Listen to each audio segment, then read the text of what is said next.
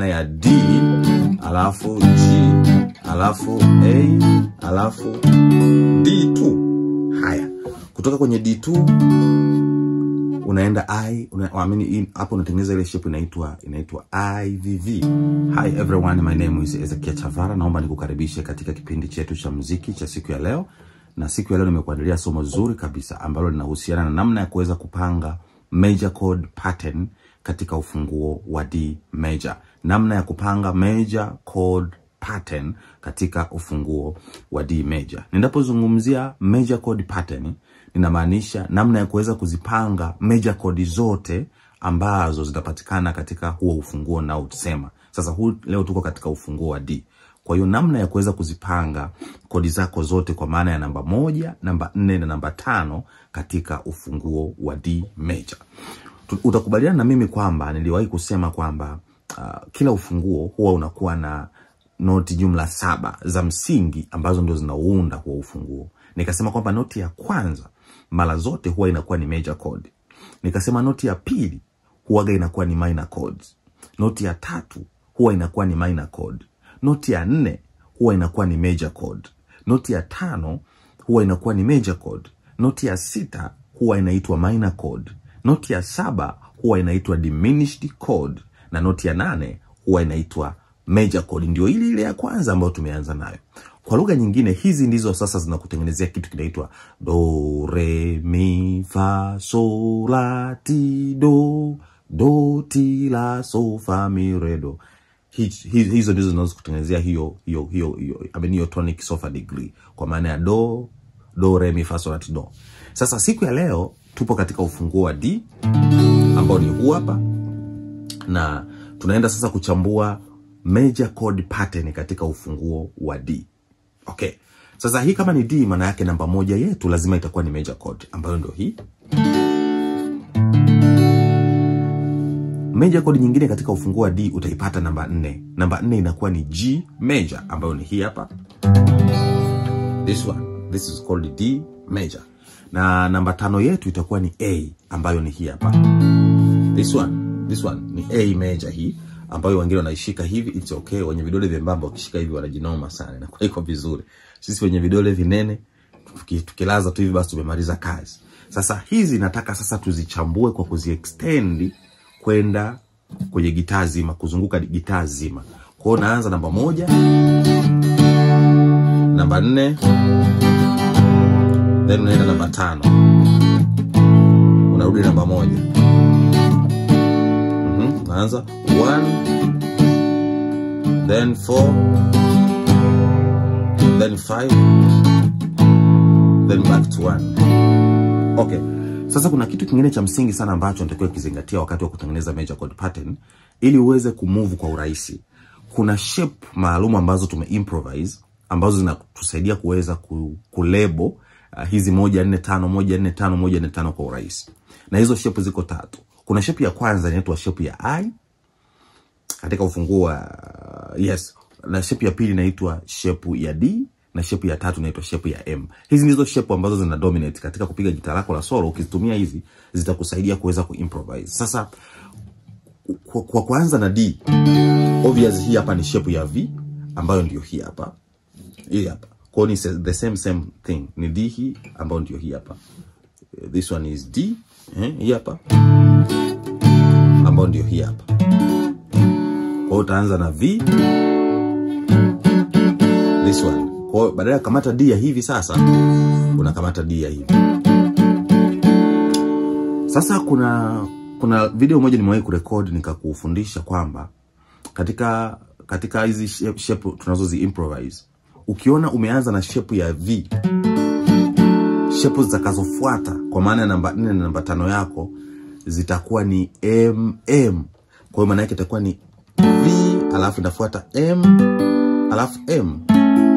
Nikisema M ninamaanisha shape ya namna hii ambayo imekaa kama M. Of course sio M pasai, lakini tu imekaa kishape kama ki-M fulani hivi. Ndio maana tukaimprovise tukaita M. Kwa hiyo maana yake namba 4 yako sasa kutoka kwenye V, namba 4 yako itakuwa ni shape ya M ambayo ni G kimsingi, itakuwa hivi sasa. Itakuwa namna ile. Hii hapa ni G yako. Sasa umeimprovise kutoka huku unaipiga hivi. Ndio maana nikasema inaitwa M. Kwa hiyo shape tunayotafuta hapa ni ni VMM, ambayo ni V alafu M alafu M ya mbele yake. Hii M ya mbele yake hii ndio A, ambayo ni hii. Ndio hii. Kwa tumetengeneza shape lengo kwa ajili ya kuextend major chord kwenda huku. Na hizi ni triad hizi. Kwa hiyo inakuwa ni V alafu M alafu M. Tukaendelea mbali, nikasema kwamba unatengeneza shape inaitwa VMMI.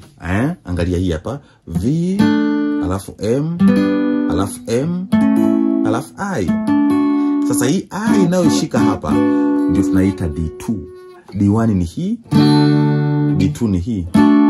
The same thing but different intervals, kwa maana octaves.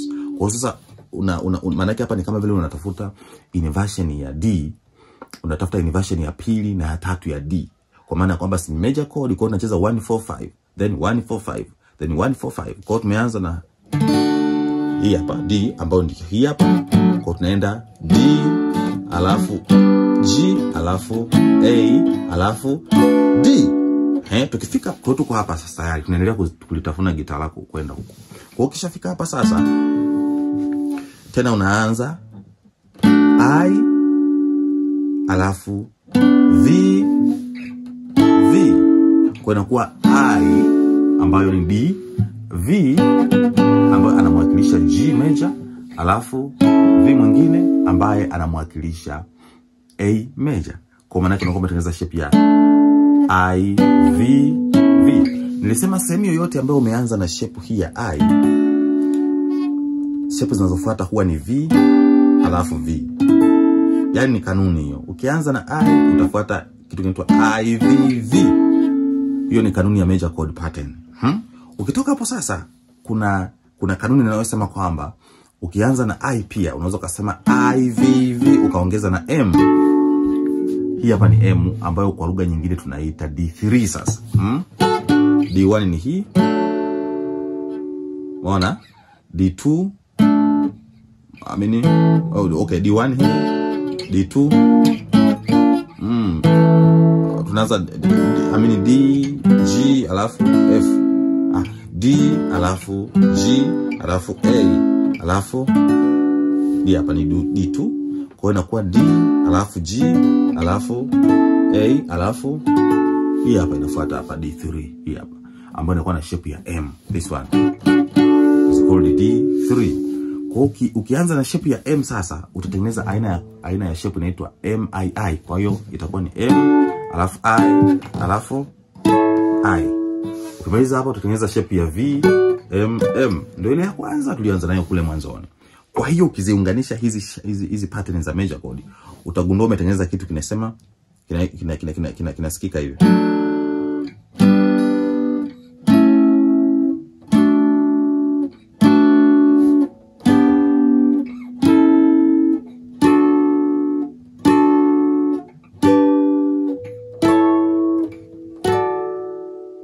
Simple like that.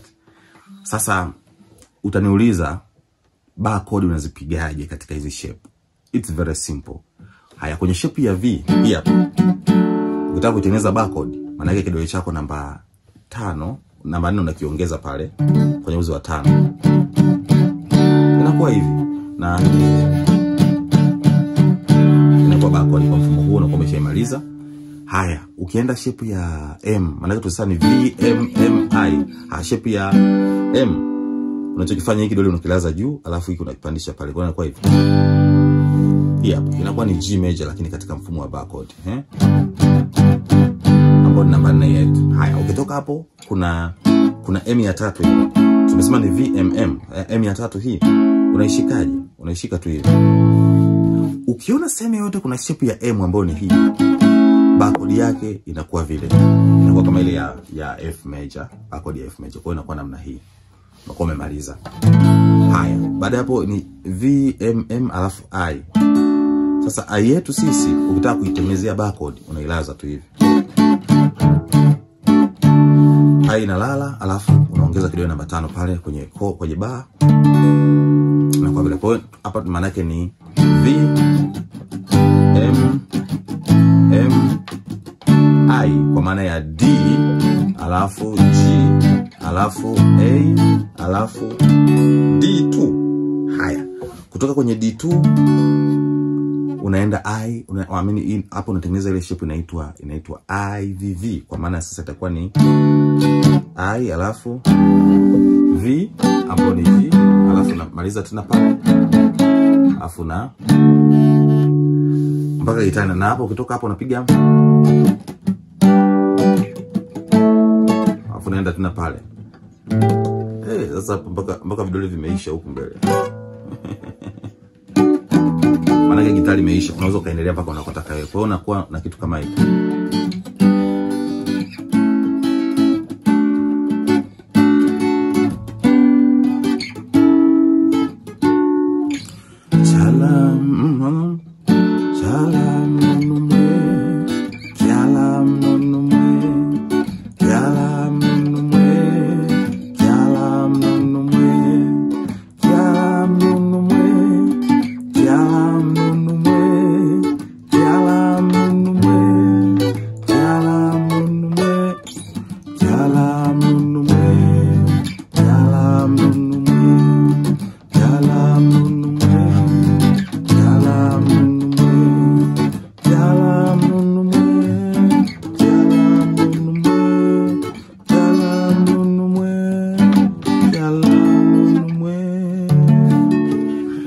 Okay, my name is Ezekiel Chavala. You can subscribe my YouTube channel. Lakini pia unaweza kupata mafunzo private ya muziki. Nitafute kwa namba ya simu 0621029725 *22 *255 621029725. Mungu akubariki sana. Unaweza kunifuatilia Instagram, napatikana kwa Ezekiel_Chavala. Lakini ukienda TikTok napatikana kwa Ezekiel Chavala. God bless you. Have a good time until next episode. Bye.